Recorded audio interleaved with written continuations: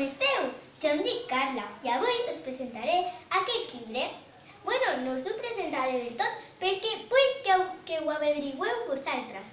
Bueno, primer us diré qui és l'escriptor, l'il·lustrador i de quina editorial és. Comencem! I el títol? L'escriptora és Lucía Baquedano, que ho posa aquí. Es titula El rellotge que no deia cucut. Després, els dibuixos són de Miguel Calatayud. I l'editorial és La Formiga Blanca. Bueno, ara us llegiré aquest trosset d'aquí perquè sabreu com va més o menys. Us lo rellegeixo.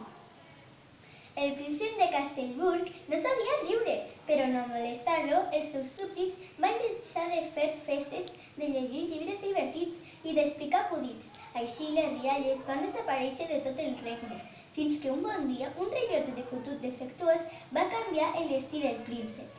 Bueno, aquí explica una mica d'aquest llibre, però aquest llibre a mi m'ha agradat molt perquè així entens com les coses que fan riure. Per exemple, primer tots estaven molt tristos perquè aquest nen ara està rient, però al principi ningú reia. Mireu, ningú reia, perquè sempre estaven molt tristos. Però un dia els seus pares, els pares d'aquest nen, van deixar de riure també perquè el seu nen no volia que no estigués trist. I la gent del regne, per respectar els reis, van deixar de riure també.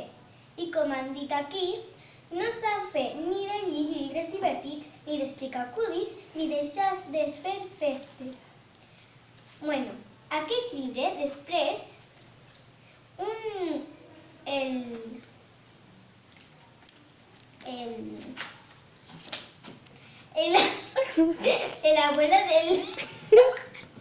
l'avi del nen, ell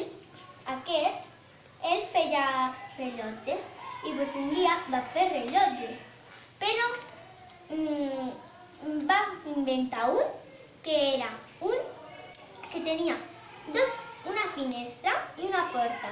La finestra, quan donaven les 12, sempre sortia un ocellet i deia cuc, cuc, cuc, cuc. I així anunciava que eren les 12, la 1, les 2 i totes les hores. Bueno, i després al final el nen, aquest és A veure... la caseta. Espera.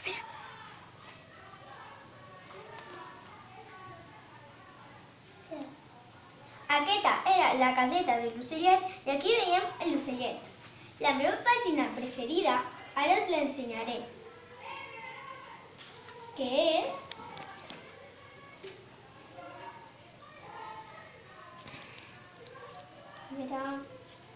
És que aquest llibre, com té tantes pàgines, aquesta, que surten els nens rient-se perquè l'ocellet que hem vist abans deia caca, aquí posa caca, caca, caca, quan sortia deia caca i els nens no podien de riure, però la professora els va renyir per respectar els reis.